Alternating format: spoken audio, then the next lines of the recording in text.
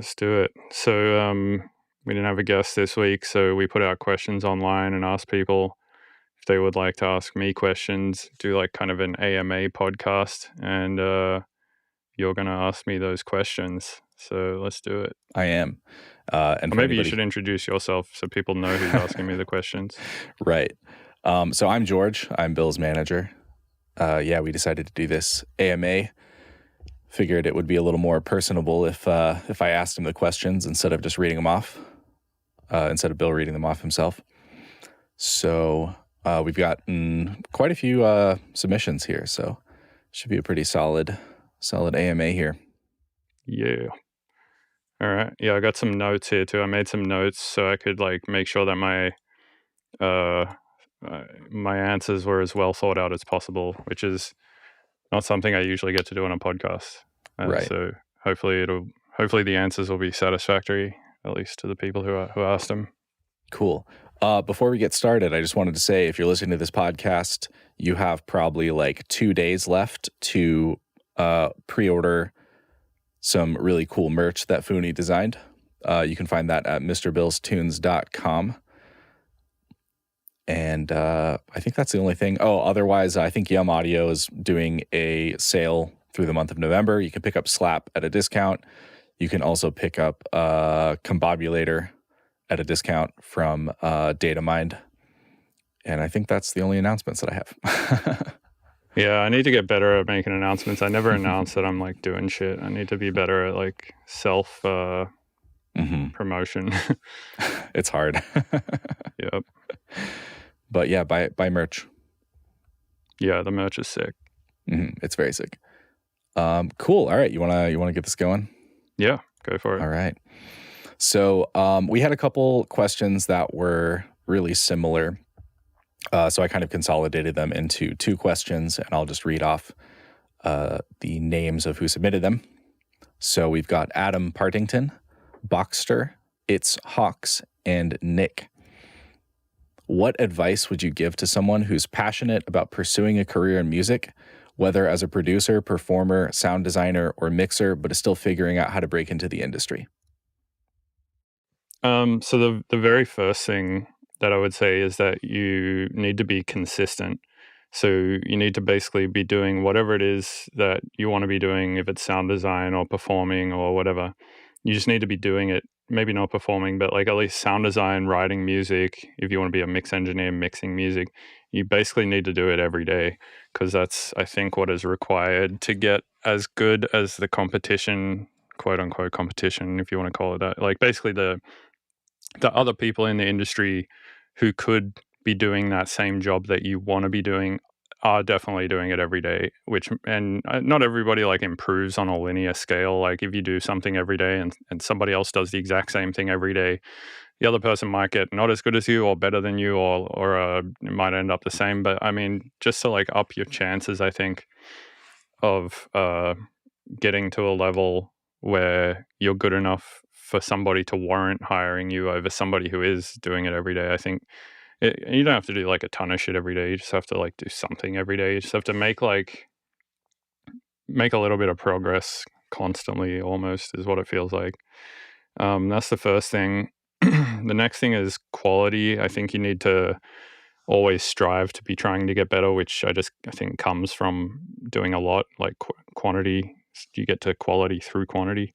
And I think, I don't know, the best metric for quality is generally your own feelings about your music. I think like that's always going to be the best metric as to whether or not what you're making is good and interesting, though I think getting feedback from other people is also really important.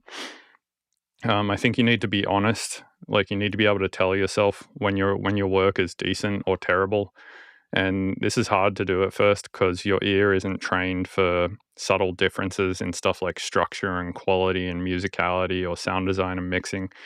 But you get better at that over time, I think, like being able to tell, like, is this hitting the mark or is it not? So that's one thing. And feedback can help with that too, like sending stuff to other people. You might have a thing that you really love and they might not, and then slowly over time, like your opinions change because the feedback that you've gotten on certain things has been specific in one direction or another over the years. Another reason I think why it's hard to tell if your music is good or bad at first is because you just get like super attached to the work, seeing as you're really proud of it because it's like maybe your first work or you're in your first sort of 50 things that you've made. So there's like this emotional bias. But yeah, I think over the years you build experience, like you get better at handling technical elements and you're able to develop a clearer idea of what you're trying to achieve and whether or not it's hitting the mark or not. Your ear gets better. So like your awareness of what's happening in a song or in a piece of art, I think gets better or more refined. You detach a bit more, I think. Like you get better at stepping back and treating your music as a product of your effort rather than an emotional extension of yourself, which I think is important. There's also feedback loops that happen over time. Like, for example, after you share your work thousands of times over the years and you get feedback from people, there becomes like a feedback loop in your own mind that you build as well, I think, that will just tell you whether or not like what you're doing is good or bad. But yeah, to fast track all of this, I think you just have to practice consistently with focused intentions. So make music daily. Finish a lot of music, even if it's not good. You need to do a lot of critical listening and analysis, like study music you admire, use reference tracks, seek out constructive feedback, maybe join a community where you can share and give feedback. Like, for example, Belegal Communities Discord is a good place for that. Challenge yourself, I think, with like exercises, like trying to recreate other songs or working with creative limitations, like set yourself a time limit in which to get something done or try and make something with a single synth or a single sample, stuff like that. I think they're good learning experiences. Work with mentors, take courses, that kind of stuff. Take time to develop objectivity in your work. So like step away from the work for an amount of time and then come back to it before, sharing it with people for feedback or something. Listen to your music in different environments is a big one. Like listen to it in the car, on headphones, in a studio. If your friend's got different speakers to you, go listen to it at their house. Also, I think it's important, like a different environment in which you can listen to, which I think has a lot of value, is just listen to it with somebody else in the room. I feel like when that happens, you experience like this increased self-awareness and vulnerability, and you become hyper aware of what they might be thinking, which can help to like almost hear the song as a different person, which in my opinion is like the holy grail of information. Like being able to like, if you can hear the song as every person in the world, then you can make the perfect song. But or like perfect in terms of the one that the most people will like. But I think listening with other people present helps with that a little bit. And also, I think pushing beyond your comfort zone. Like if you're a dubstep producer and your goal is just to make dubstep, just to make rhythm, you should learn how to make house as well, and you should learn how to make garage, and you should learn like some other genres because it just makes you more versatile. And I think learning all of this other shit, it will like bleed into the thing that you're trying to do and just make it more unique, I think. So that's basically all the things I've got for that. Yeah, I think I just want to reiterate, like networking, collaborating, and connecting with people is a really important thing to do. Honestly, in any career path and in any creative path, just because like creating in a vacuum, you won't get that feedback, you won't get that reaction that you kind of need to be able to push forward. Yeah, exactly. Yeah. So this is the second part of the same group of people. Question: how did you personally navigate the transition from a traditional job to a full-time music career, especially in terms of balancing time, financial stability, building momentum? For someone who feels like life has delayed their start or worried about getting a late start, is it ever too late to dive in and make a name in music? I guess I'll answer the second part first. I don't think it's ever too late. I think that you can always get into it. And like, too late for what?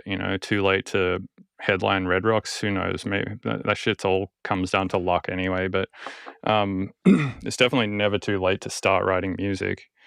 I think you can do that at any age and still have the neuroplasticity required to learn it. It's not really a complicated thing, although that might be like Dunning-Kruger effecty on my part. Like, it's easy for me now because I've done it so much, and so I feel like it should be easy for other people.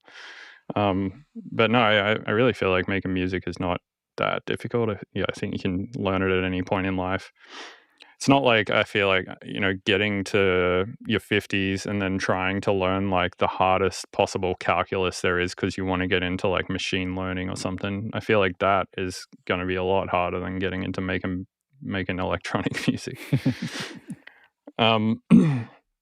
I got lucky with my career, to be honest. Like, I got put on the trajectory of doing what I'm doing now very early. I've only ever had 3 jobs. 2 were delivering pizzas. One was for Pizza Hut, another one was for this pizza guy. It was like an independent pizza shop, and then I was a security guard for a while. But I only did like, I don't know, 5 or 6 shifts as a security guard, and then I just didn't do it anymore. But I think I took like a big risk on music unintentionally. If it didn't work out, I would have had to figure something else out for sure, because I wasn't developing any other skills simultaneously to music. But I was lucky to have my parents supporting me through the years.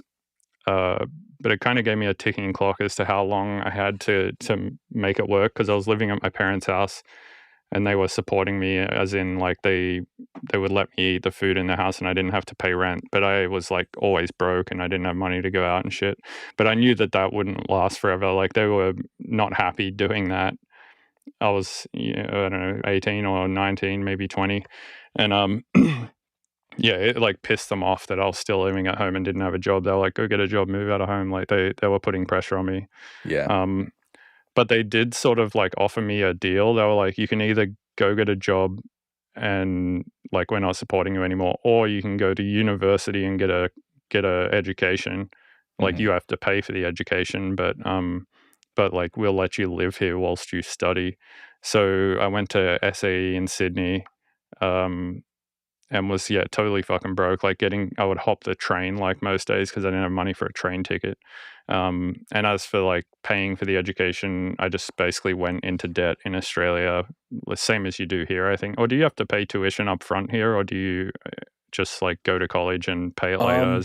It depends. Well, you do have to pay up front, but if you're getting financing, usually that kind of, it'll delay like when you have to start paying. It kind of depends. There's a few different scenarios, but ultimately, yes, some money has to be put up front for school. Okay, so that was not the case in Australia. I didn't have to put any money up front, but I did go into debt and had to pay that back later in life, which I have luckily or thankfully done now. But yeah, so I guess 2008 I got into music, was still living with my parents, and I was just like doing Ableton shit all day every day. And I think it was like maybe 2010 where I was like, okay, I'll go to college or university and get a degree in audio engineering, through which time I learned like a lot of cool skills. Like we had a web development class, so I started like building a website, and that's how Mr. Bill's Tunes got started. And then at the same time, I was like, through college, I was sort of learning shit at college, and then I'd be like, oh wow, that's super interesting, here's how you could apply it in Ableton, and then I would make a YouTube video about it, just sharing the exact information I'd learned at college that day. So yeah, thankfully all of that worked out, and by the time I had finished college, I think in like 2012 or something like that, I had released a few EPs, and I was playing shows, not semi-regularly, but like doing some shows here and there in Australia. And then eventually that somehow led me to moving to America at some point after the demand, or wasn't really demand, but like the ability to come here and play shows was possible. So yeah, that's kind of my story about like how I got started in music and then transitioned into it being a full-time thing. It basically was never like I was balancing a job and music. It was like I was able to luckily just invest myself in music. I can understand how like later in life that wouldn't be possible if you're like super already invested in your career doing whatever else it is, and your life is set up in such a way that you have to do that to like financially sort out the rest of your life, it's like not exactly possible to do what I did, which is just be broke and live with your parents and put all of your energy into music for 4 or 5 years and then hope it works out. So I can definitely understand the frustration or the problem there.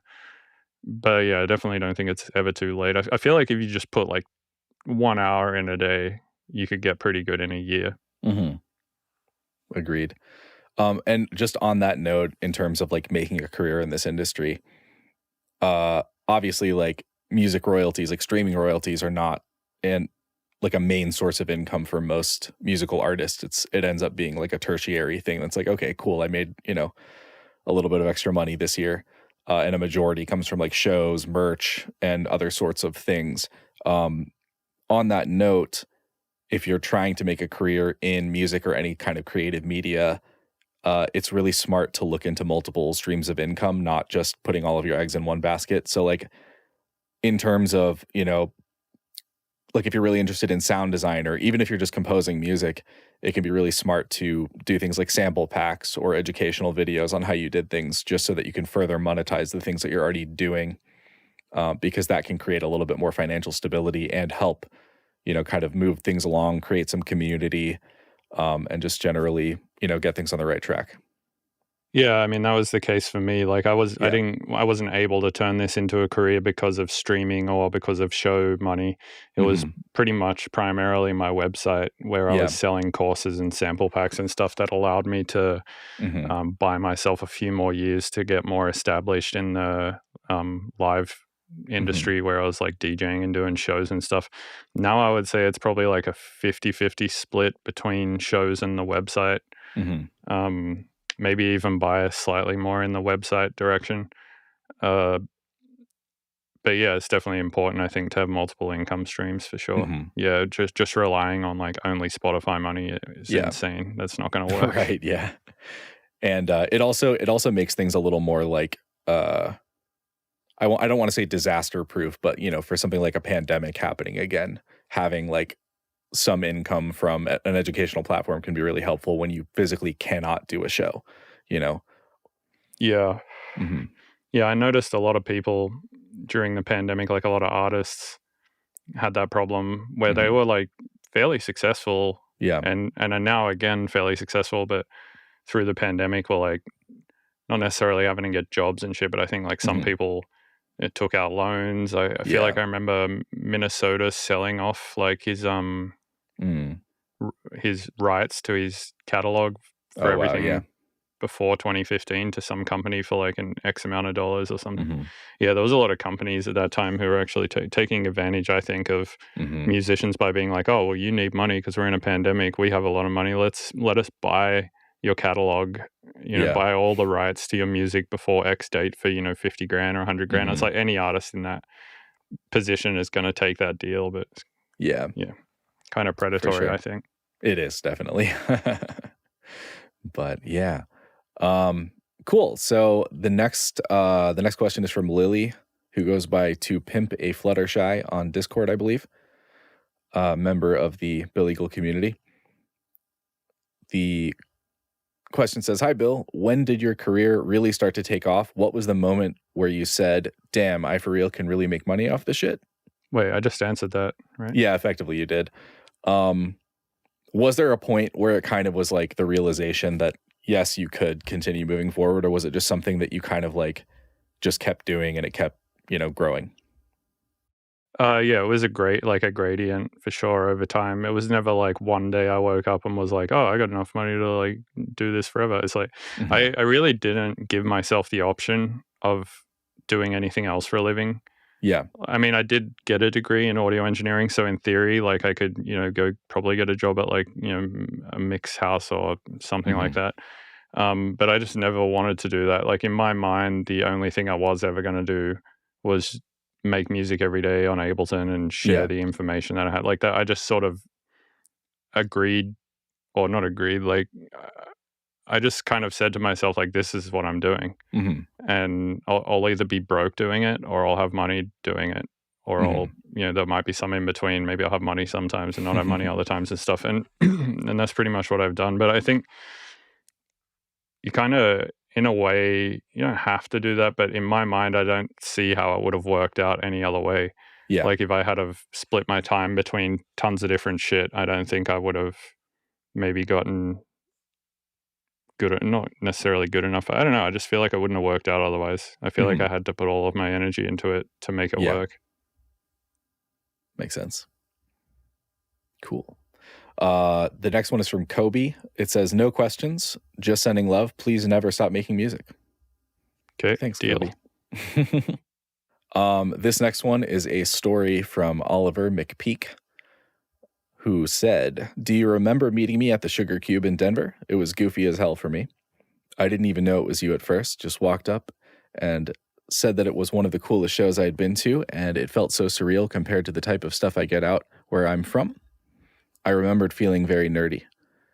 Then, when I walked up to my brother to tell him how embarrassed I was, he said that the guy I'd been talking to was you. The embarrassment came to a singularity of laughter. Sorry if this is taking other people's chances to get a question answered. That's just a super strong memory in my book, so I thought I'd take the opportunity to ask indirectly if you remembered as well. So first of all, it's not taking the chances of other people's questions because I'm just going to answer all the questions. But I remember that night. I've only been to the Sugar Cube once. It's this venue in Denver.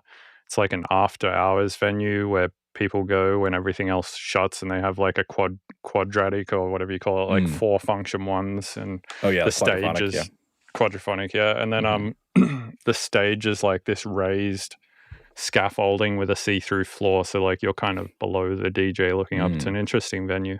But yeah, I went to Tipper at Red Rocks. This was like maybe 2021. I can't exactly remember. Maybe it was 22. But yeah, I remember going to the Sugar Cube after that, and actually one of the nights I went, I think it was the second night, I actually ended up playing an impromptu DJ set there. But I can't say I remember the guy specifically because I probably met a lot of people that night, but I remember the night itself. So this next one is from Kiva Wu.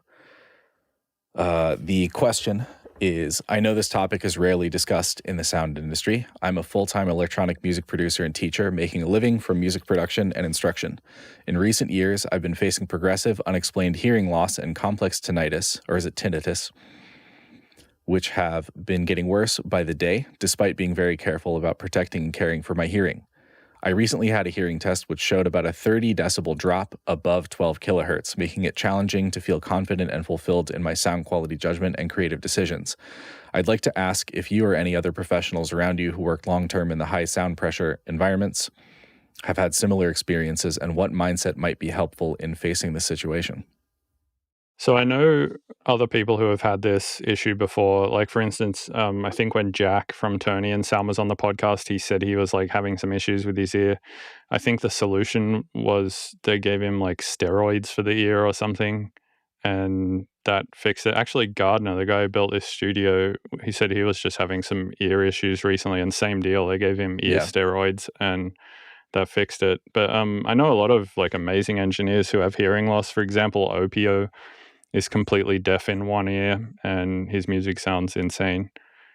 Andrew Huang also, I think he can't hear above 5 kilohertz in both ears. So he basically has like no high end at all. And he has a great career and makes good sounding music.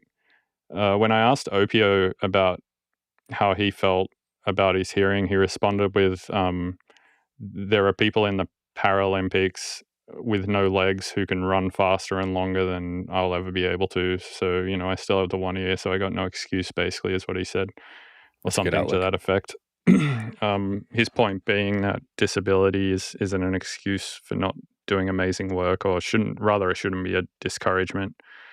You just got to do what you can with what you got.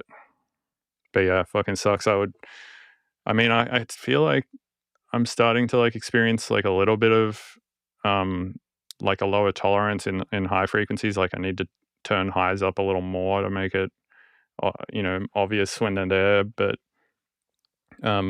yeah, hearing shit sucks for sure, especially if you're into producing music. But there's definitely a lot of stories, I think, about people who have hearing problems who do great work. Definitely. And if you're in music production, you really need to invest in some earplugs if you're going to shows. Just PSA. Derek S. asks, what's a good structure and or method to promote more song completion? I keep getting hung up on the classic 8-bar loop. Love the tunes. Keep it up. So I made some notes here for this one. Note 1 is set clear goals and deadlines.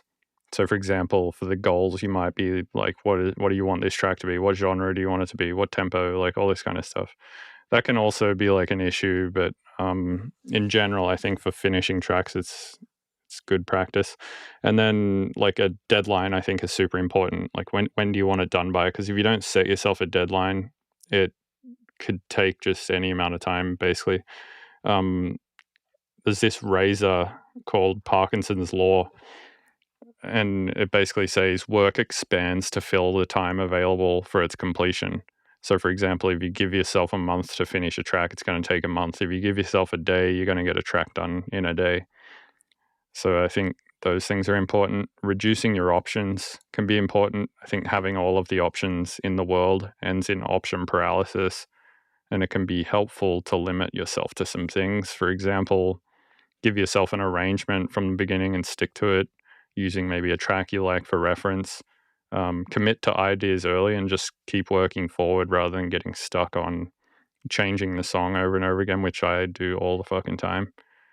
Commit to sounds that you've dragged in early, even if they're bad. I think like so often I get stuck in this loop of like trying to find the perfect sound to fill a gap, and in the process I will go past like 40 or 50 sounds that are like 90% of the way there, but they're not quite what I want. I feel like if you want to get to finishing tracks faster or at all, just pick one and figure it out later. Basically, the idea, I think, is to get to a full track that exists in some form or another before thinking about it too hard. And then you can always, perfect it later. But yeah, I think prioritizing energy and flow over perfection is important. Just get to an entire song that has a good vibe and a good flow, and then worry about being meticulous about the sound selection and the mixing and all that stuff later. Setting constraints and rules can be good too, like limiting yourself to a certain number of channels in Ableton. Like I'm not going to go over 30 channels before this song is like quote unquote like a song, and then you can go back later, add more shit if you need. Limiting yourself to a single synth or a single sample pack or even a single sample. I also think working in batches is good. Like I work on usually I basically switch out the track that I'm working on every couple of days, and I just keep doing that until I feel like I've got a collection of ideas that seem like they're worth maybe putting together on an album, and then I'll just do rounds on those tracks over and over again. But I think it's important not to get too invested in any single tune at a time. I think also the stuff that you can learn and the ideas that you get from other pieces of music usually have this cascading effect through all the other projects that you're working on at the time as well. Like you'd be able to like apply some of the stuff that you learned or some of the ideas that you got to some of the other tracks that you're working on at the same time. So it's helpful for like making progress on many things at once. That's basically all my strategies for that. Yeah, to expand on listening to like references and stuff, one of the things that helped me a lot when I was like more seriously producing music was copying the structure that other songs had. So I would basically put that constraint and say, okay, I'm gonna like copy the flow of this other track that I really like, and sort of not fully match the exact instrumentation, but fairly close to it, and just write something based off of that.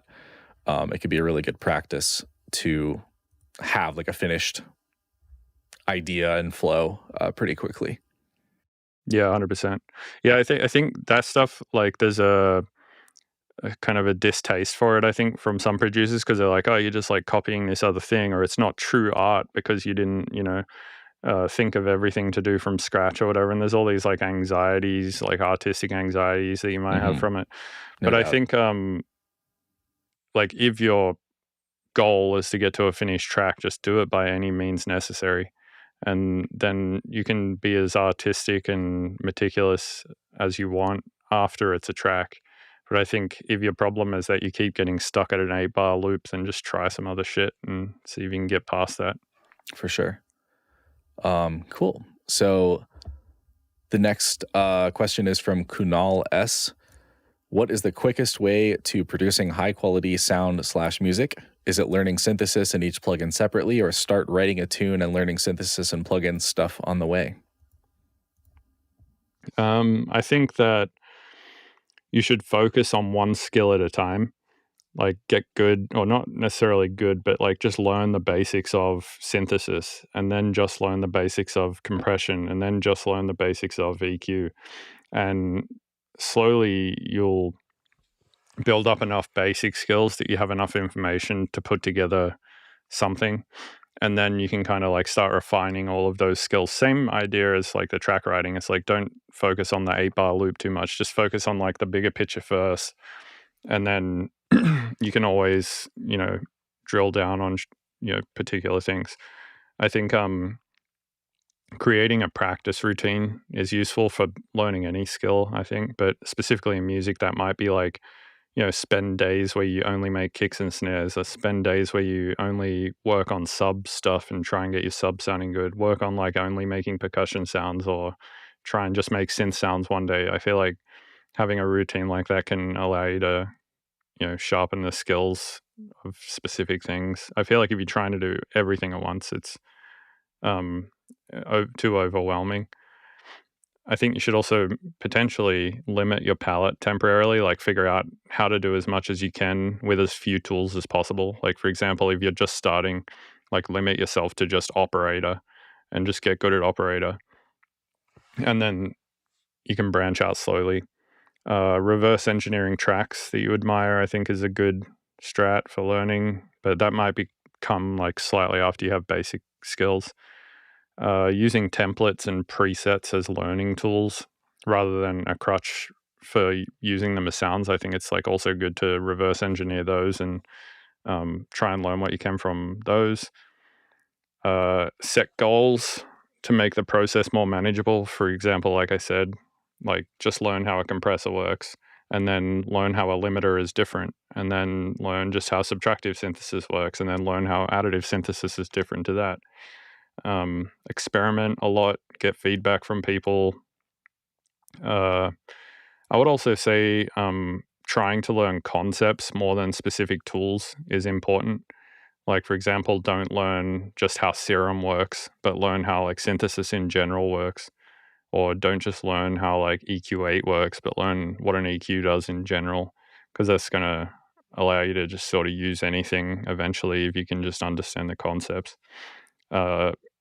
Always, I think balancing learning and creating is also important. So you're not always just in learning mode, or you're not always in creating mode. I think you kind of have to switch modes. I feel like some people get stuck in learning mode and they're just taking lessons from people constantly and watching tutorials constantly, but they don't actually practice writing music that much. They just kind of practice like learning all the time, which is also good, but you need to do both.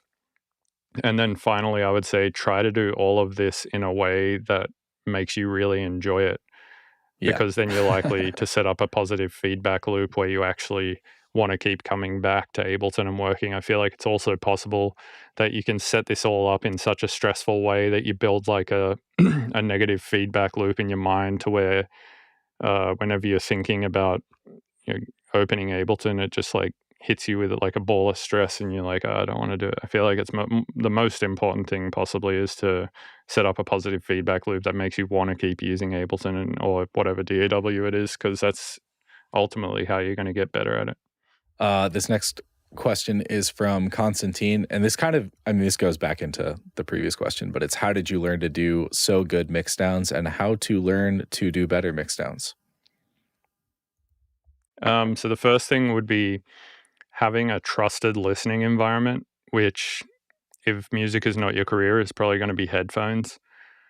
And if you get like a decent set of headphones that cost like a couple $100, like for I think the ones you're wearing, the DT 660s or whatever. These are the 770s, like, but yeah. They're like $400 or $500 or something.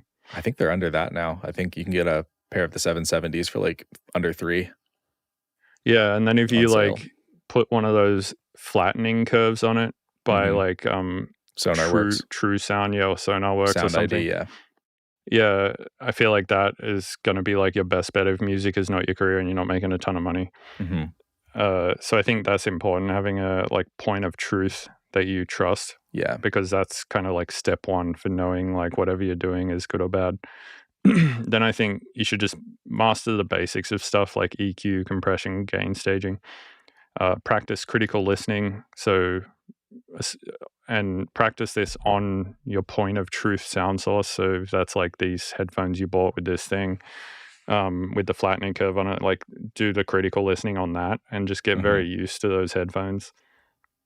Like just play video games and just listen to albums basically for ages. And that can be helpful. Yeah, usually when I get a new system, like if I switch out my speakers or get a new pair of headphones or whatever, my strat is to just play video games and just listen to albums until I've listened to like, hundreds of hours of music basically on these things. And then I feel like I understand it, how they respond pretty well. Reference tracks is important. I feel like our ears are really good at playing spot the difference. So if you reference, something by Noisier and then you A/B it against the thing you're working on, it's like pretty easy to tell if it needs more sub or if it needs to be brighter or if it's like too squashed or not squashed enough. I think focusing on sub control is important. Like figure out how to get sub to sit in like a limited dynamic range, because ultimately that's what's going to make your music sound fat, at least in bass music, and is also going to allow you to get stuff loud without it getting crushed by a limiter. If your sub has like too much dynamic range, it's going to, on some points distort and on other points not. And then as a result, you're going to have to make everything quieter to compensate for that. I think it's important to learn how to make solid sounds that sound good on their own first before trying to figure out how to make a whole mix sound good together. Like figure out how to make good sounding snares before you try and figure out how to make a good mix. Because essentially like each sound that you make, like making a snare or making a kick or making a bass, it's kind of like a miniature mix down, especially with snares, because you have like the fundamental layer, the noise layers. It's basically like a 3 to 4 channel mix down. And if you can like get good at that first, that's a way to sort of like bring down the problem set a little. Also, I think taking breaks while mixing is important. I know some people like to just sit there all day working on the same thing. I think it's definitely important to take like a 20-minute break here and there, or you start having like diminishing returns and start making bad choices. Another important thing I think is to learn how to use analyzers and meters. That's super important for sure, especially like, for example, with sub control. It's like important to know how to monitor exactly where your sub is sitting and to see exactly what it's doing. Or for loudness, it's important to know how to read a LUFS meter and to know like where in the ballpark you are, especially when using references, because then you can put those meters on the reference, see what that's doing, and then apply that to your, like take some information from that and then apply it to your song. Watching tutorials, also good, and basically do all of this stuff all the time, and then you'll get good at it. So the next one is by Justin Woods, who says, one of my favorite things is when a track has you believing that the rhythm or BPM is one way, and then the snare will come in and totally change your expectations. I've heard you talk a bit before in this, but I forget where. How do you achieve this audio illusion? Okay, so that's called metric modulation. It's where one rhythmic value, like eighth notes, triplets, or 16th notes in the original tempo is reinterpreted as a different rhythmic value in the new tempo. And this creates a shift in feel, but it maintains a mathematical relationship between the old and the new tempos. So for an example, if you're in a 4/4 time signature and you have a quarter note pulse at 120 BPM, but then you lay a dotted quarter note under that, and then you fade out that first quarter note pulse so that you're left with just the dotted quarter note, which is every 1.5 quarter notes. And then you treat that as if it's the quarter note after that first one has faded out. Well, now you're at quarter notes again, but now you're at 80 BPM. But it's mathematically related. Like I think based on that, I guess if you do like 120 divided by 4 and then whatever that is times 3, that would be 80. So it's basically like you're taking 3/4 of whatever the original tempo was, and then treating that as the new quarter note. But yeah, if he wants to learn more about it, just go look at the Wikipedia page for metric modulation. Yeah. And just naturally, like triplets over 4/4 are just like a common form of metric modulation. Wouldn't that be a polyrhythm? Sorry, if you were to shift into the triplets, I guess is pretty much what you were just saying, yeah. Right. So the next, let's find here. Alex Brightlight asks, how do you handle sound selection when you have endless choices? Any tips for making quick, confident decisions in this phase? Yeah, you definitely need to limit your options these days. I think there's too many options now, and that can be detrimental for sure. I think creating a curated folder of your favorite sounds can be helpful. I don't really do this personally, but I know people that have done it, and I have done it in the past, and it's sometimes been useful. The way that I kind of manage this these days is I use a lot of placeholders. Like I was saying before, sometimes I'll like look for a sound and I'll go through like 50 sounds, and they might all be like, 60 to 70% of the way there to what I want, but not exactly what I want. Usually if I find something that's just over 51% to where I want, like it's not quite what I want, but it's like enough that I'll get the idea later, I'll just throw that in and then just try and get the song or the flow kind of figured out, and then I can go back and replace all of these sounds later. Though what you find often when you do that is when you try and replace the sound for something else, like nothing else works because you're just so used to hearing this one sound in its place. But yeah, I think that can be a good strat too, is just don't worry about it too much. Just put placeholders and then replace all the sounds later, because I feel like coming up with the flow is kind of the hardest thing anyway. Making the sounds is kind of the easy part, I think.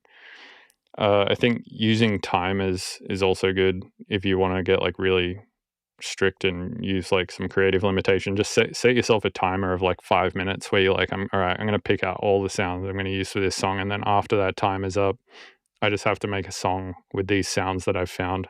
Maybe give yourself 10 minutes or something. And yeah, I think embracing iteration is a good strategy. Like, don't aim for finality too soon, and just focus on making quick decisions and getting a full idea down first. Also, layering, I think, is helpful. Like, if you find a sound that's like not quite what you want and you just throw it in as a placeholder, often if you just throw white noise over it, it like makes it work. But also, I think trusting your instincts is important too. Like, just trusting your initial reaction to a sound is more important than, I think, overthinking it too much. And I try to do that often as well. Like, if I hear a sound, I'm like, oh, that's interesting, but it's not quite what I want, I just throw it in anyway because my instinct was that it's interesting. And I think, yeah, listening to that gut instinct can be important as well. Definitely. This actually sort of ties into that. From Ethan, what are your thoughts on the value of planning out tracks before you get into the DAW? Do you come up with an end goal before you start the song, or do you let it happen as you're inspired along the way? I've done both, and there's pros and cons to both. I think the pros of planning is that you have some direction and focus from the starting point, so it reduces the chance of getting lost in just endless experimentation. You're able to avoid creative blocks, like knowing the bigger picture can just help you keep moving. And sometimes, not all the time, you might end up with a more cohesive track. Like, if you have the idea of what you want it to be in the end, then it's easier to make choices that support that as a whole along the way. The cons, though, I think, of planning is that I'm a big fan of embracing like happy accidents, and I think a lot of the best ideas come when you don't have a strict plan and instead just follow whatever feels right in the moment. So I think you don't get that as much when you're planning from the start. Also, just having the freedom to experiment, I think, is something I really enjoy. I really enjoy just like fucking around and like adding whatever. To me, that's kind of like the whole reason I do all this shit is like that's the funnest shit that you can ever do, I think.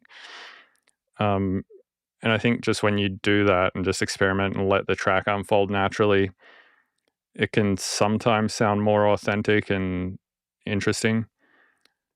And also there's like less pressure if you're not planning to do something, because usually I feel like if I'm planning like, all right, I'm going to make a dubstep song that's like got the same energy as this other song and is in this specific key, and I'm designing it to play at this time in my set or something, there's like way more pressure than if I'm just deciding I'm just going to click around and see what happens. And I don't really like the stress or the pressure of that, even though sometimes I force myself through it. But I mean, you can also balance the approaches. Like you can set a general intention, and then, see what happens along the way, but don't like strictly believe that you have to stick to this one thing. But yeah, I mean, there's pros and cons. I do both depending on how I'm feeling on the day. Sure.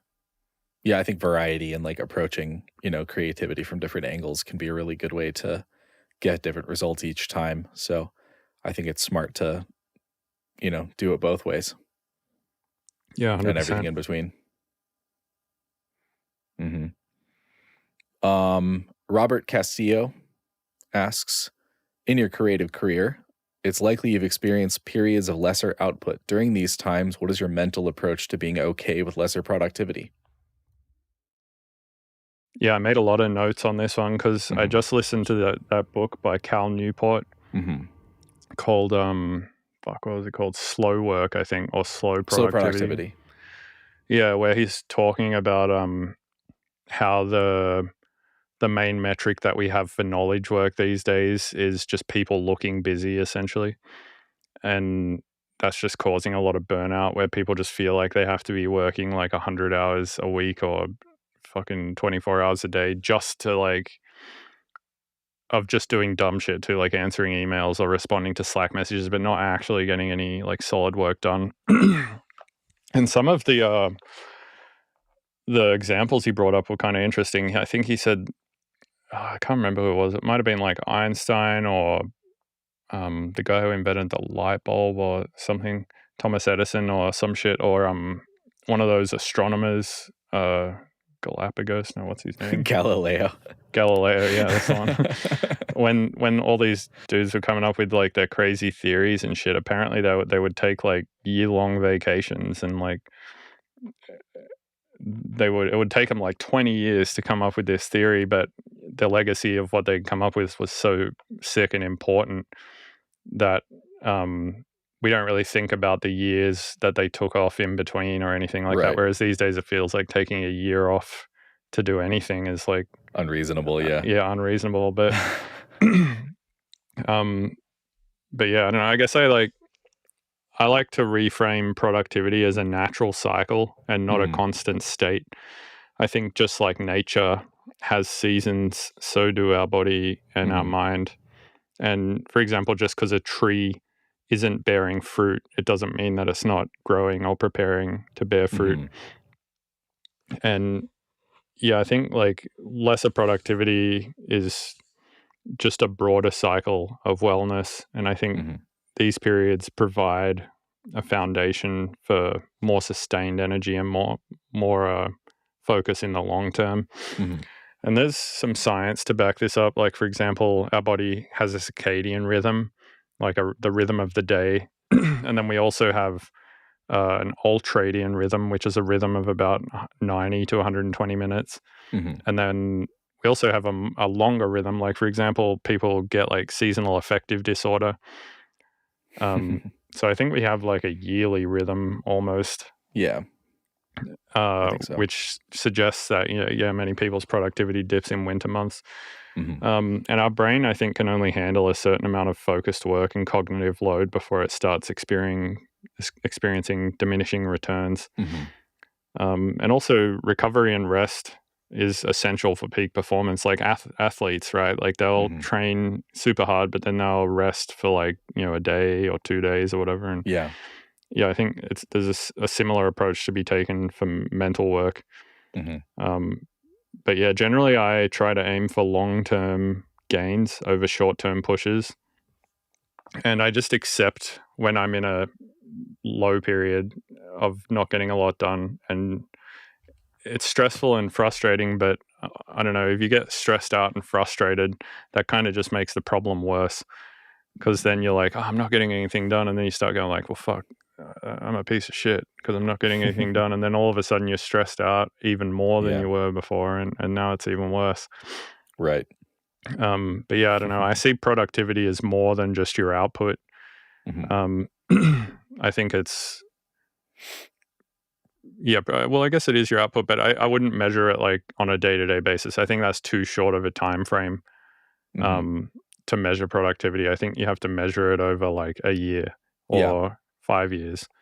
And so long as, you know, you can look back at the last few years and be like, well, I finished that album, I finished this course, I made this sample pack, I did all these shows. It's like, oh, I've gotten plenty done. It's hard to see it in the moment. And I mean, in a way, it's kind of like looking at, you know, like financial investments is like looking at a fixed point versus looking at a trend over the last like 3 months or 6 months or a year. It's really easy to look at that one point in time instead of that range and say, okay, this is what I'm basing everything off of, but it's not necessarily like a valid and helpful piece of data because it's, you know, it may be up quite a bit from the last 3 years, but you're looking at it in terms of like today. And it's really hard to get that perspective without looking at the full spectrum of it.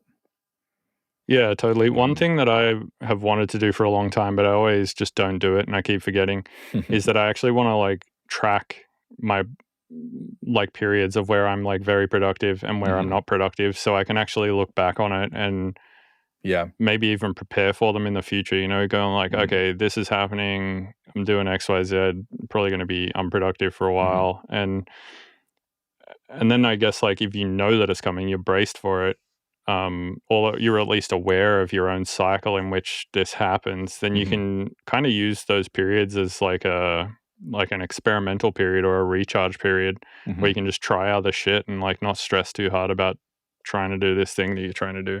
Right. But yeah, I don't know. In general, I've been trying to embrace a more sustainable and mindful philosophy of work, one that respects like the human natural rhythm more so than the, I guess, current like political social climate or whatever of what productivity is in 2024, which I think is unreasonable, to be honest. I think like the amount of work people are expected to do these days is insane. Yeah. I think it's more than we ever should put our minds through. Like it's too stressful. We're definitely not designed to have that much cognitive load. Fair. Yeah, I think sustainability has a lot to do with it, with productivity, because if you're putting yourself through something where you're unsustainable, like where your lifestyle is unsustainable and is not able to sustain the level of output that you're doing, it's not necessarily, I wouldn't call it productive necessarily, I guess is what I'm trying to say. Yeah, especially if you burn out. And then you're like, because if you burn out, there's no productivity. Yeah. So it's definitely a balance of like creating a sustainable, you know, life, sustainable habits that support you creating and doing without you being able to, or without you having the possibility of crashing at some point in the future. Yeah, the hardest thing for me with all that shit is that I just feel genuine guilt when I'm not working. Like if I take a day off, I feel genuinely really guilty about not getting anything done that day. So I've been trying to get better at not feeling that way. Yeah. This is I mean, it kind of reminds me of a conversation that you and I had when I first started managing you, which was, you know, how much work is the right amount of work in a day, in a week, in a month? Like what constitutes that as being a successful thing? And your response to me was something along the lines of there's always something else to do. So you just have to kind of decide like how much, you know, you put into something every day, every week, every month. And as long as it's like trending the right direction, it's productive. Yeah, 100%. Yeah, there's definitely no shortage of shit to do. That's for sure. Yeah. And there really isn't. So switching things up a little bit, there's a couple questions here about events and art. So this next one comes from Tasha. What is your dream lineup for a live music event? Curate us a festival stage. All right. So first of all, the venue would be like Grand Prismatic Spring or something in Yellowstone National Park, or like the Salt Flats in Moab. In Utah, or like Moab or something like that, or some like crazy venue like that, like just a really beautiful like backdrop, spot, and then I would have like just all the best AV shows that you could possibly get. So like Amon Tobin Izam, Daft Punk's Pyramid, Tipper and Android Jones, Flying Lotus, Flamaga's tour, the Deadmau5 Cube, Max Cooper's AV set, that Anima show, like the house guy who's got those crazy like 3D person visuals that you see on Instagram sometimes. Yeah. So, you know, fuck it, like throw an Excision full production show in there too. and then the stage design, I would get SpaceX, Tesla, Boston Dynamics, and the Tomorrowland stage design team together to build a stage for it. Budget $3 trillion. Well, dream. Yeah. It's my dream festival. It's a dream festival. Yeah, basically would just get like, just go. If I had like, if money was not an object, right. I would just like make it as just ridiculous as possible for sure. No doubt. Sick. I like it. This next one comes from Jonathan Gnome. I'm always exploring how making visual art and making music are similar and different. How is being a visual artist different from being a musical artist, and how is it the same? Let's see. What have I got in my notes here? All right, visual art. So the biggest thing, like I thought about this yesterday for a bit, and the biggest thing I thought of was that that visual art is designed in a way where the observer can absorb the art at their own pace, whereas music, you're forced to hear it in a linear way at the speed that the composer wants you to hear it. I think that's the biggest difference. It's kind of like the same difference between movies and books. You know, like books, you can read a bit and then like you might read one line and then stop for a second to absorb that line and have some thoughts and then go back to reading. Whereas a movie, it's just kind of like working at a linear pace, and whilst you can pause it, it's like not designed to be absorbed that way. But I think it's much the same process in terms of making either visual art or music. You just do an action and then you say, is that good or is that bad? And then you either keep that action that you just did or you delete it based on that answer, and then you just recursively do that until you have a finished piece of visual art or music. But in terms of like the mediums, I think the eyes and the ears are obviously different and have strengths in their own way. Like, for example, eyes, they don't have as much resolution as your ears in certain ways, but they have more resolution in other ways. For example, your eyes see about like 60 frames per second. So they get 60 updates per second of one frame. So the ears, though, like to hear a sound wave, like if you can hear a 20 kilohertz sound wave, that means you're getting 20,000 updates per second. So that's way higher. I mean, even like hearing a lower, like everyone can not everyone, most people can hear like, you know, a 5 kilohertz sine wave. That's 5,000 updates per second. So that's like an order of magnitude more than your eyes. But your eyes have much more resolution in terms of like the degree of difference, I think. Like, for example, you can define an angle with your eyes down to like 1/120th of a degree. And I guess with pitch, you can also discern like 1/100th of a semitone as well. So I don't know. And the ears have like crazy dynamic range. Like you can hear from 0 dB SPL to 120 dB SPL, which is massive. Not that you want to hear it 120 though. Yeah, that would be painful. I think your ears are like really good at spatial cues, like where stuff is, but not as good as the eyes. Like I think the eyes are better at spatial things, like knowing exactly where something is. Right. So yeah, I don't know. I mean, I'm always like tossing up on whether the eyes or the ears have better resolution. I've usually thought it was the ears, but it's pretty close.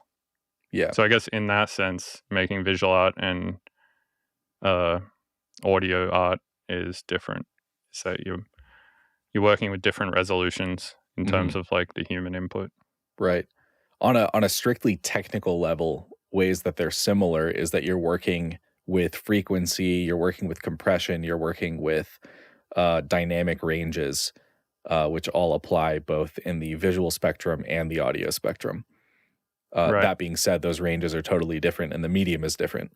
But, if you're looking into like some of the Photoshop or like, if you're working in Photoshop and messing around with images, like you'll see saturation there, which is something that adds, distortion effectively like to frequencies based on feedback. And it's kind of the same thing with audio, is like the idea of it is similar on like mathematically what it's doing to frequencies. But that might be going a little too deep here. True. Yeah.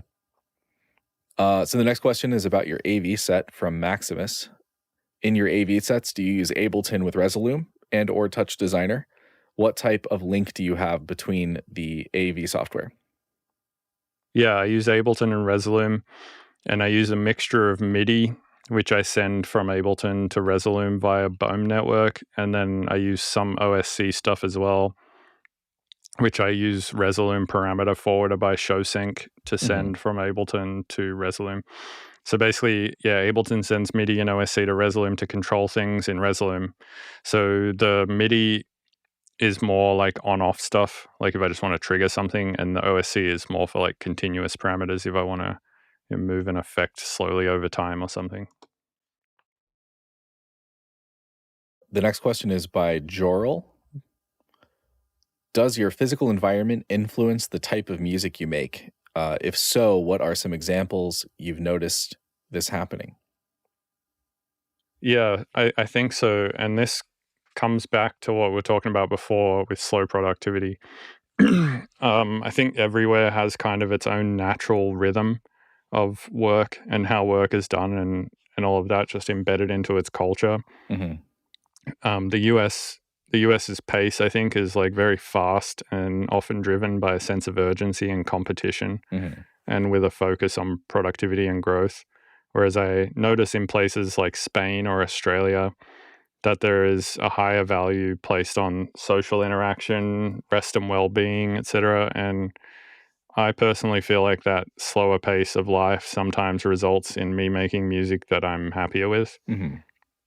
Though not always. And I think you can simulate this slower pace of work anywhere. Like I've kind of simulated it here, I think, by like moving out into the suburbs of Atlanta and, not knowing a lot of people here, definitely not really going out ever, other than like if I have to go do shows and stuff like that. And so I can kind of just operate at my own slow, comfortable pace, which, but yeah, it's different though. I feel like when you're actually in a place that genuinely has that shit, like Spain, where people take siestas and stuff, it's like, it just like has an energy about it and a feel about it. So in that sense, I think it does, yeah. Ben S asks or says, "Hi, Bill. How has where you lived impacted your career? Have you found that your opportunities have changed as you've lived in different places?" I mean, the biggest difference between living in Australia and living in the US is just that I can play way more shows here. There's just not that many places to play in Australia, and there's a lot of places to play here, and electronic music in general is a lot bigger here. That's the main difference. Brock asks, "Hello, Mr. Bill. Do you believe in aliens?" I think the probability that aliens exist is very high. I think it would be weird if they didn't. Like, the universe is just fucking massive. If you look at the size of the Earth and the size of the universe, it just like would blow my mind if there wasn't any other like sentient life form out there. But also you got to define alien, right? Like, is a hydrogen atom or something or not a hydrogen atom, but like a single cell organism on Mars, is that an alien? Because like they 100% must exist. Like maybe not sentient life form, but single cell organisms must exist for sure. Yeah, so the answer is basically yes, for sure, but not sure exactly on which level, like if it's going to be a full sentient, like technically advanced species, technologically advanced like we are, and like has consciousness and experiences emotions like in similar ways to what we do and stuff. Who knows? But definitely some other life forms for sure. Yeah, I think it's theoretically possible. Because I mean, there's a fairly simple organism called the tardigrade, also called the water bear. And it is able to survive in space, I believe. So if that can, I mean, it's, the likelihood that something else out there also can, if we're counting simpler organisms as potential aliens. This reminds me of like this YouTube video I watched the other day where like I think it was the US government, they let off a nuke in space, and it was like an order of magnitude more powerful than letting it off inside the atmosphere, so that like it instantly got like made illegal to let off nukes in space. Oh yeah, I guess that would be because like since there's very low friction, it could accelerate a lot faster. Like I don't know. My like at the start of the YouTube video, it was like, what do you think if you let off a nuke in like would happen if you let off a nuke in space? And my initial thought would be like nothing, because there's no air. Like it's just not going to have anything to latch onto and set on fire. But apparently it's like way, way worse to let off nukes in space. Interesting. Makes sense though, I think. Yeah, just in terms of like things being able to move faster in a vacuum because of the lack of friction. Yeah, let me Google this quickly. Nuke in space. It. So if you've made it this far in the podcast, you should go buy a Mr. Bill t-shirt designed by Funi at MrBillsTunes.com. Do we do ads in the middle of these? Starfish. I usually don't, but it was called Starfish Prime. Okay. It was a high-altitude nuclear test conducted by the United States, and it was the largest nuclear test conducted in outer space. I don't know exactly. Oh yeah, explosion. Here we go. So I guess they did it over Hawaii, and various sources have set the explosion at different values in the range of 1.4 to 1.45 megatons. But I'm not sure how much a regular nuclear explosion is, but apparently it was like way more insane than like the same equivalent bomb let off on in the atmosphere. And the next question is by Charisma. Is a hot dog a sandwich? Oh yeah, I went in on my notes for this one. So I think this comes down to topology, and there's like some other questions in this same realm, like for example, how many holes do pants have, of which the answer is one, depending on who you ask. Sometimes it can be two, other times it could be like three if you ask someone who's like, well, does a belt buckle count, and like all that kind of shit. And then the other question is like, what is a chair? Right. Like, because you can sit on the ground, does that mean the earth is a chair? Or like you start to get into these other conversations. So I mean, the classical sandwich definition is 2 pieces of bread with fillings in between them. And then some definitions extend this to a single roll cut open with fillings placed inside, such as a sub or a hoagie. And by this definition, a hot dog could be considered a sandwich. Because it involves filling a roll with stuff. But then there's a structural integrity argument. Some people argue that a sandwich must have 2 distinct slices of bread, whereas a hot dog bun is typically connected along one side, which would make it structurally different from a traditional sandwich. And by this logic, it might be in a category of its own alongside stuff like tacos and wraps. Yeah. But then there's obviously like a like social and contextual distinction. So while you could call it a hot dog, like people in society and stuff like that would not necessarily think that you're referring to a hot dog if you said, would you like a sandwich? And so I think for all intents and purposes, semantically, a hot dog is not a sandwich. Would you be upset if somebody said, do you want a sandwich, and gave you a hot dog? I personally would, yeah, because I don't eat meat. And so if it was a vegan hot dog. no, I mean, I would say that's fine. Like, I'm not picky when it comes to food, but if I specifically wanted a sandwich and I went to a store and they had sandwich on their menu and I was like, oh yeah, I'm going to get a sandwich, and it came out and it was a hot dog, I would not have thought that that's what I ordered. Yeah. I would be like, this is not what I expected.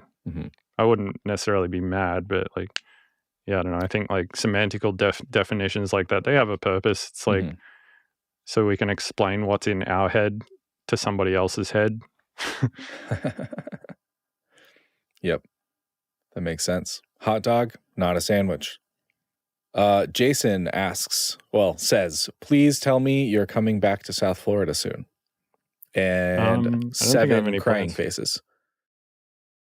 I don't think I have plans to come back there yet, but I mean, I'm not opposed to it. Yeah. Somebody from South Florida, hit us up. Let's get Bill down there. Yeah, that's the other thing is people, I think, don't realize that I can't just decide where to go and play shows. I mean, I can, but it's like not necessarily economically. Yeah, exactly. It's not economically feasible and doesn't make the most sense to just go play everywhere all the time. It makes sense under like certain conditions. Like if somebody else is playing there and I'm also looking to play there, then it could make sense to like join that show and play with them. Or if I'm putting on a curated show, it might make sense. I don't know. Yeah, there's like so many things to think about when deciding where and when to play shows. It's hard to put on shows just out of the blue, you know, especially because of promoting. Because like a local promoter is going to have their own network and, you know, their own fans and attendees that regularly attend their events, and like having a pop-up out of nowhere, like especially in a region that you don't necessarily have that type of network, is difficult at the least. But if you know promoters, hit them up, tell them to book Bill. We'll figure it out. Let's see. They did not leave their information, but do you get hyped up when you hear the Bill Nye theme song? Not really, but somewhat. I don't know. I would like, it wasn't a part of my childhood really, like it was for a lot of American kids. Yeah. So I didn't even know about it until I moved to America. I had no idea who Bill Nye was. Like, it's just not a thing in Australia at all. So I've only heard the Bill Nye song like recently. I heard that shit like in the last few years. Yeah. So to me, it's not something that like, you know, grabs my attention like it might to someone who for them it was like a big part of their education in their childhood. Yeah. It's like not nostalgic at all for you. Yeah, exactly. Yeah. Yeah, for me, I mean, I like public school science class, one of the big like in like elementary and middle school, one of like the best days was you would walk into class and there would be like the TV cart. So it would be like one of those huge CRT TVs, like on a rolling cart with a VCR below it. And they would play like Bill Nye and like other like documentaries and stuff. But yeah, for me, it was a big nostalgic thing. Yeah, so you probably get hyped up when you hear it. Super hype, yeah. Not me. This next question is probably one that I should answer, but I'm going to ask it anyway. This is from Illy, ILY. What is your goal with Belegal Records at the moment? Any big plans for it? Yeah, this would be better for you to answer, but I can like go through the notes that I made here. The plans are to create a website where people can get all of our samples and our packs, potentially do some curated events with other Belegal artists, which could be a good platform for me to do more IDM sets, I think. Branch out a bit and release more styles of music rather than just IDM. I think we could like release some other stuff. But in general, it's just trying to carry the IDM torch as like a passion project to try and keep the genre alive to support lesser known but really talented artists, and any bigger goals, I guess, are just like contingent on fan support, really.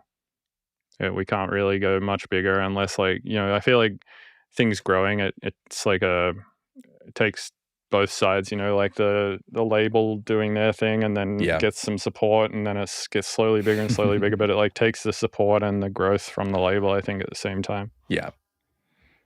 Just to add to that, because all of that's exactly what we're working on right now. New website, new platform.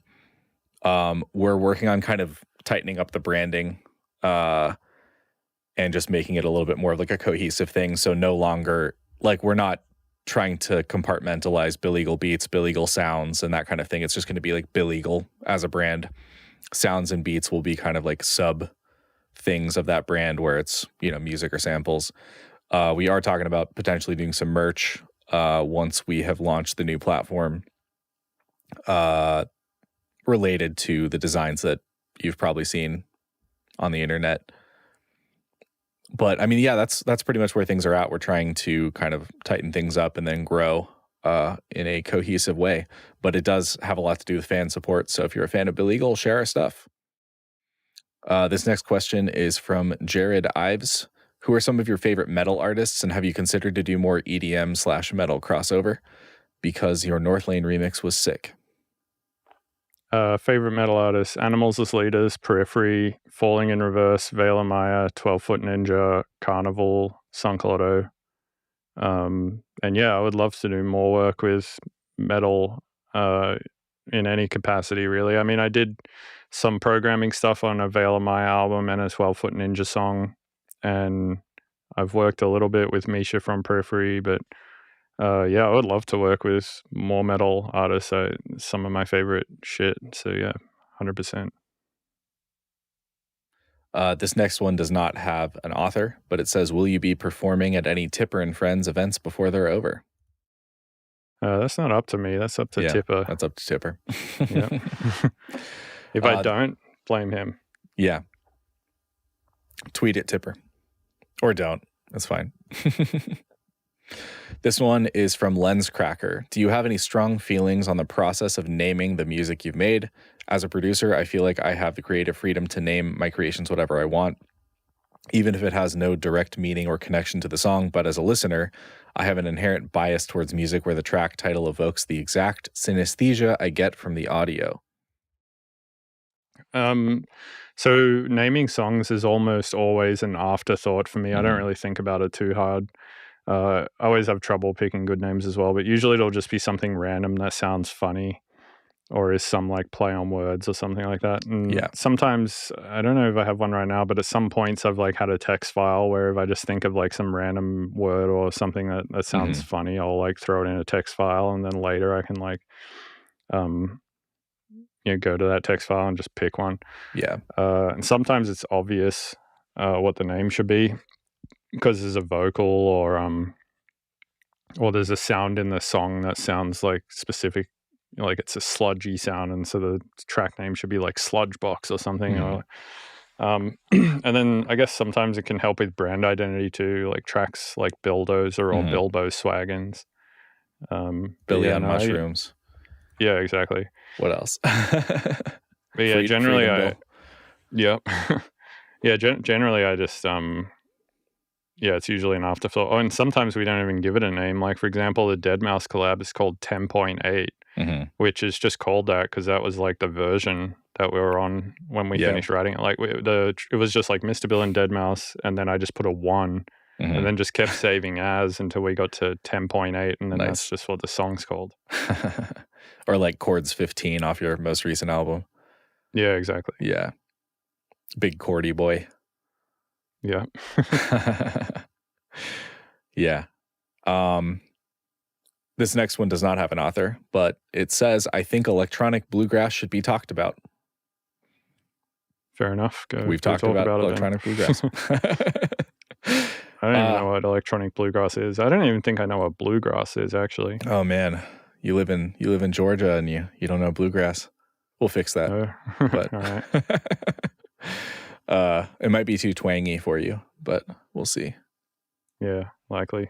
Yeah, I'm not usually a fan of like folk stuff and whatnot. Yeah. I do love some folk music. That's Mhm. like, if it's, I've heard a few folk songs in my time where I'm like, oh, okay, I got it. That's like evokes some emotion and stuff that seems sick. But Mhm. in general, I'm pretty close-minded when it comes to music, I would say. I like electronic stuff, and that's like a very specific type of electronic music. And, Mhm. I like some metal and maybe a little bit of jazz. That's Mhm. maybe some ambient, some classical. But I would throw ambient into the same hole as electronic music usually. Mhm. Mhm.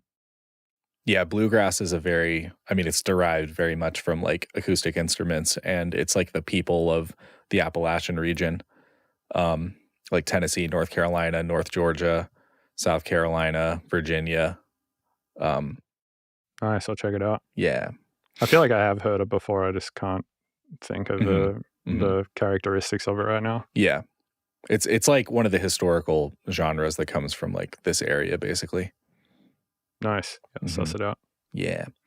JHC Glass asks, do you ever make any 160? I would love to hear your take on some jungle or footwork. Much love from the Bay Area. Yep. Yeah, sometimes. I've definitely got some 160 BPM footworky stuff out there. Mhm. Mhm. Some mostly my older shit though, like some of the stuff in the corrective scene surgery era, I think has got some of that in there, but that's about it. Got it. Okay. Um Next question from Race is, are you a superstitious person at all, or do you try to focus purely on real and physical inspirations for your music? I wouldn't say I'm like heavily superstitious, but I Mhm. also don't discount it as being potentially a true thing. Mhm.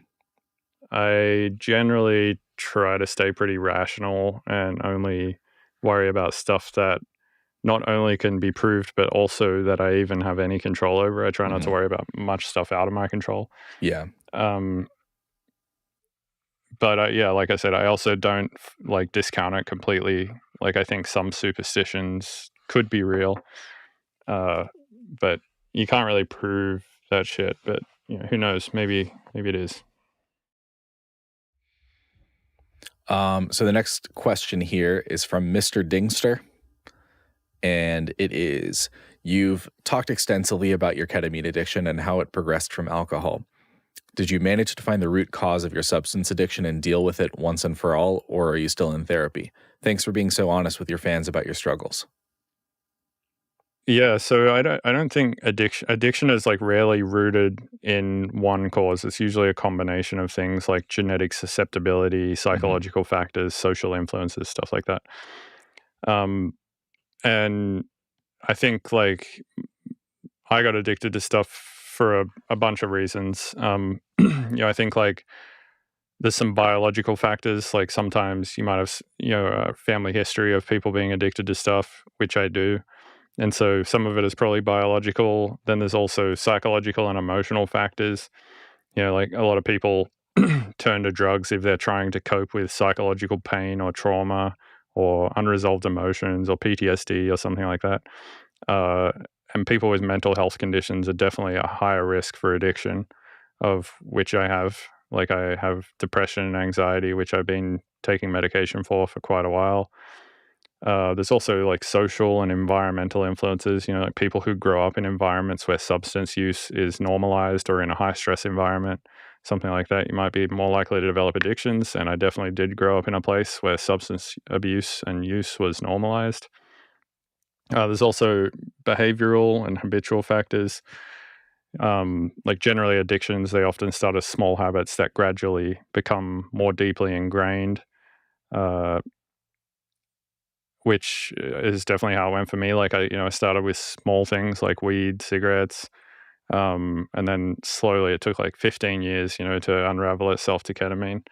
And a lot of addictive substances and behaviors offer quick rewards, leading people or leading me, I'll say, to basically do the thing that like immediately equals the reward rather than developing healthier, slower, long-term forms of fulfillment and like lack of healthy coping mechanisms. For example, like instead of having constructive ways to deal with stress or stuff like that, like substance abuse can just solve it much quicker and easier. So yeah, I would say that the root of my addiction is not one thing, but it's like a little bit from each of those categories. I would say like some biological, some psychological and emotional, some societal and environmental, some behavioral and habitual, and a lack of healthy coping mechanisms, I would say.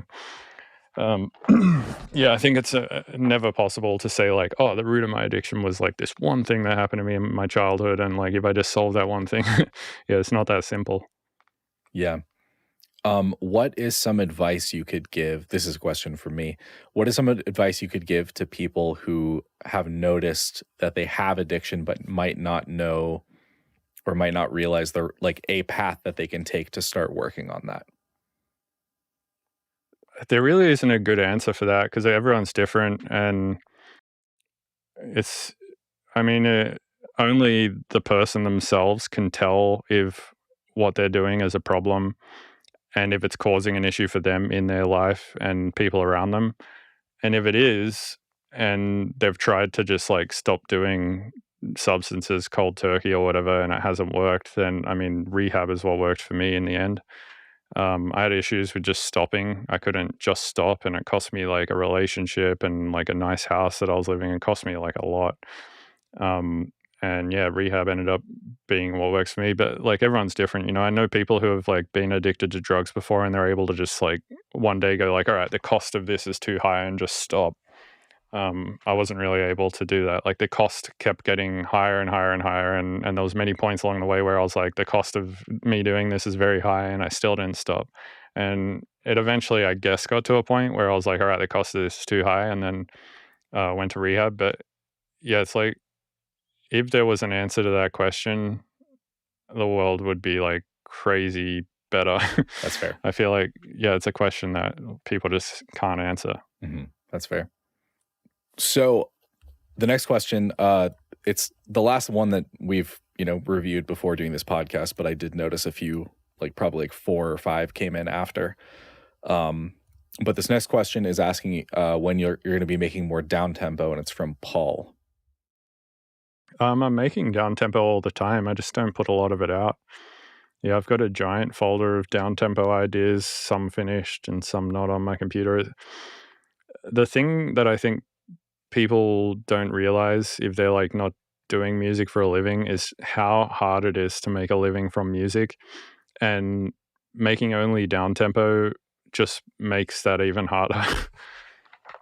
It's difficult to make a career from down tempo. I know a lot of people do it, but for me, It didn't really work out. I made a lot of IDM and down tempo back in the day, and it is actually how I initially got my start in electronic music. But it's just it's so hard to find like the right context in which to release that type of music, and in which to perform it live, especially in which to perform it live is difficult to find like the correct places to do that. Like for example, doing it at Submersion, like doing a sunrise set, made a lot of sense. And like I did a black box show with Frequent where I did a IDM set, and that made sense. But it's just hard. I feel like down tempo is just difficult to like find the right contexts in which to give it to people so that they can enjoy it at the right time and stuff. Because most of electronic music these days, especially in the bass music scene, is just bangers across the board. And so to try and like wedge a down tempo thing in there is just tough. But I do still love writing down tempo, and I want to release some of it at some point. I think maybe my plan is to like this next album I do is not necessarily going to be bangers, but it's also not really going to be down tempo. And then I think after that, maybe I'll do a down tempo album. All right, let's see. Yeah, if you want, we've got like 3 more things that we could add to this. Yeah, might as well. Cool. All right, we kind of have covered this first one, but I'll read it out. This is from Eric W. Brown, who has 2 questions. The first question is, in your opinion, what are the most valuable tidbits or philosophies that you acquired in your production journey that helps you the most with finishing tracks? For example, if it sounds good, it is good. Yeah, I would say that's the best example. If it sounds good, it is good. Yeah, like I said earlier, there's no better metric for knowing whether or not something is good other than you yourself enjoying it. Yeah. And I think, we've already kind of covered some of the strategies to improve like the process about like creating limitations and learning your tools, that kind of stuff. Yeah, exactly. And putting actually the time into it, which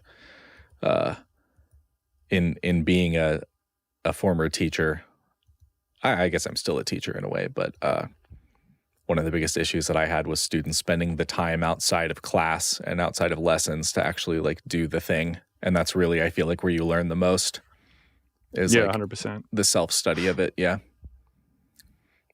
This next one, I think this is just a comment. This is says, "Hi, my name is Ashim Dahal. I'm sorry if I messed that up. I have been following you since 2018, and I am a huge fan of yours. It will be awesome to know that I've made the right decision by switching to Bitwig from Ableton after watching your video on MrBillsTunes.com, and I am planning to do music as a full-time. Thank you." Wait, he switched to Bitwig from Ableton or Ableton to That's Bitwig? what it sounds like. Bitwig to Ableton. It says by switching to Bitwig from Ableton. So, okay. Did you scare him after off? watching a video of mine? I don't know. I don't have any video. I might have like one or two old streams on my website from Bitwig or something. And he just wants to know that he's made the right decision, or they. I guess. Made the right No, decision. I mean, I think it sounds like he's telling you that he's made the right decision and is thanking you. So. Oh, okay. You're welcome. This next one is from Amalgam510. What is something you wish you would have done, implemented, or learned earlier in your musical journey that you believe would have accelerated your art and career growth? I don't really know that I could have done anything better. Like I guess like maybe just watch more tutorials, or like I can't really have spent any more hours making music than I have. Like I've spent basically all of my hours doing that. I guess, maybe just spend a larger percentage of the hours learning stuff rather than creating. I think I've biased maybe a little too heavily on the creating side and not heavily enough on the learning side. But also, I mean, if you had spent more time on creating, you might be saying spent more time on learning, you might be saying the same thing about creating now. Exactly. So. Yeah, I might be like, I should have spent more time making music rather than just watching tutorials or something. But there's not a fast track, but if you put the time in, you will get better. Yeah, basically. That's the last question we have. So sick. All right. Yeah. Well, cool. Awesome. Yeah. Thanks everyone for the questions, and hope you enjoyed this episode. And we'll be back with another episode at some point. Yeah.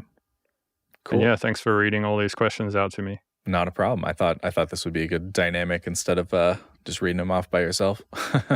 Yeah, 100%. Cool. Buy tickets to Mr. Bill shows, buy merch. That's all I got. Sick. All right. Cool. Have a good one.